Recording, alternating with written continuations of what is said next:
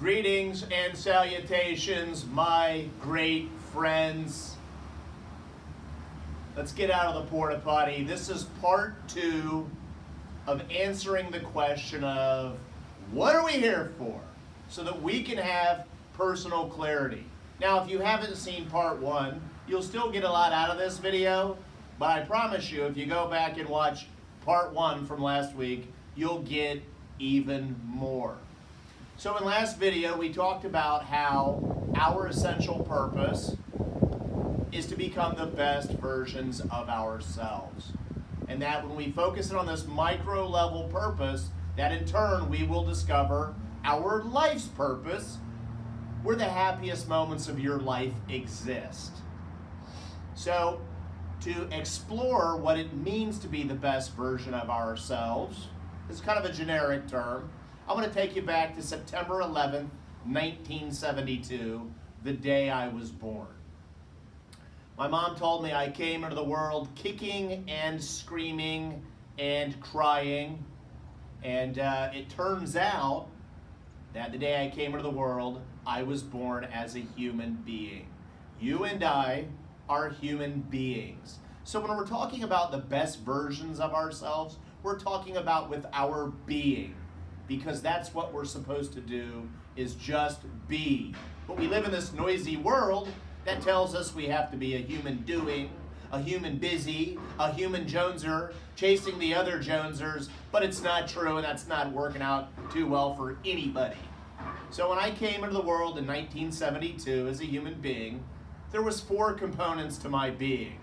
Number 1 was my physical side.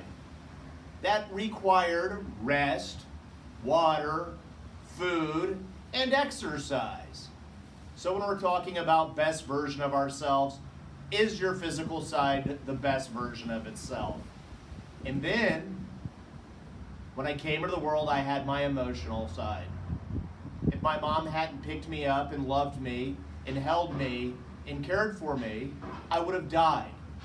It's an essential need to love and be loved. When I came into the world, I was born with this intellect, my mind, this view of the world that I would develop. And asking myself, do I believe I live in a loving world or in a hostile world? And then lastly, when I came into the world, I was born with the spiritual side. And look, this is independent of anyone's religious belief. Just ask yourself, do you like to feel peaceful? Do you do things every day to feel peaceful, or is your life filled with turbulence and feelings of being lost? Because if that's the case, spiritually, you need to get into 30 minutes of silence every day. So when we're talking about being the best version, once again, we're talking about physically, are you the best version of yourself? Emotionally, are you the best version of yourself? Intellectually, are you the best version of yourself? And spiritually, are you the best version of yourself? And if you're willing to be the best version of yourself in those areas, or at least being on that quest, you'll be happier now than you've ever been. But let's take a look at how the world spins this one around. I wake up every morning at 5:30 and exercise with my lovely wife, Jennifer. We both do intermittent fasting, and we both make sure to shut our electronics off at appropriate time to get 8 hours of rest. We do this because we know, scientifically speaking, that releases endorphins in our brain, the same things that antidepressants give people. But we choose to go out there and release them ourselves. It's that simple. So why don't people do it?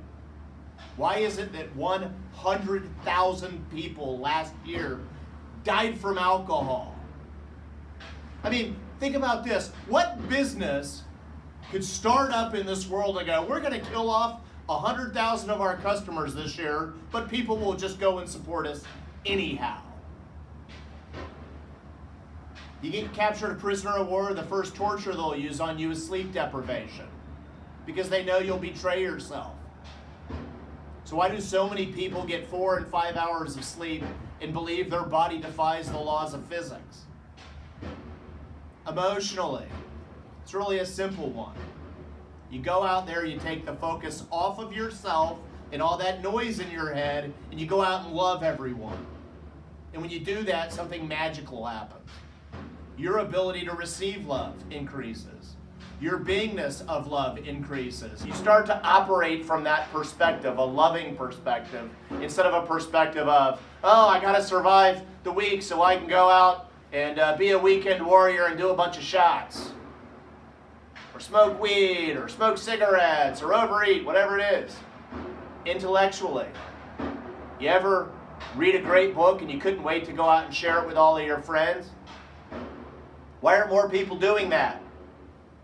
Why are so many people wasting time, and yes, I said wasting, on shows like Wasting Time with the Kardashians, or the Not Real Housewives of whatever county they're in? I'll tell you why. It's because they're looking for a distraction. You go out, live your life, it's way more exciting than anything you'll ever see on a television program. And then lastly, independent of your religious belief, if you like feeling peaceful, are you deliberate about feeling peaceful? Are you getting into 30 minutes of silence every day? You ever feel lost? Well, clarity is not going to emerge from having two earbuds in at all times with constant noise going to your brain. Your brain doesn't work with jumper cables constantly being inserted. So when we're talking about being the best version of you, we're talking about physical. We're talking about emotional. We're talking about intellectual. We're talking about spiritual. Wake up every morning and assess yourself in these 4 areas. And ask yourself, can I be 1% better today than I was yesterday? And when you get together with your friends, ask them what their lists are. Don't get together and lead the soap opera lifestyle where lots happens, but nothing happens. You see these people get together on Friday nights and complain about their lives or who did what to another person when you got to go out there and be doing things about it. And if you're willing to do this, you'll be happier than you've ever been, and you might unlock the second aspect of what you're here for. And I'm going to briefly share that with you today. I fly on airplanes a lot, spreading the word of becoming the best version of yourself. And I love those safety briefings. Number 1, the famous seat belts. And I'm always like, if you don't know how to put a seatbelt on, I really don't want to fly with you. And then number 2, you get the in the event of a water landing. Where I come from, that's called a crash. But the third one's pure genius. In the event the cabin depressurizes, the oxygen mask come down. And even if you're traveling with small children, what do they instruct you to do? Put your own mask on first. Because if you don't put your own oxygen mask on, you can't serve anybody. You'll pass out before you can help your own kids. Your physical, your emotional, your intellectual, and your spiritual is your oxygen mask. It's where your happiness lives, and it allows you to carry out part B of what you're here for, which is not what can I get, what can I take, it's what can I give. Because givers gain, and they know they're here to serve, and serve powerfully. As David White once famously quoted, if anyone or anything doesn't make you feel alive, then it is too small for you. Our channel will never be too small for you, so please like, subscribe, and share.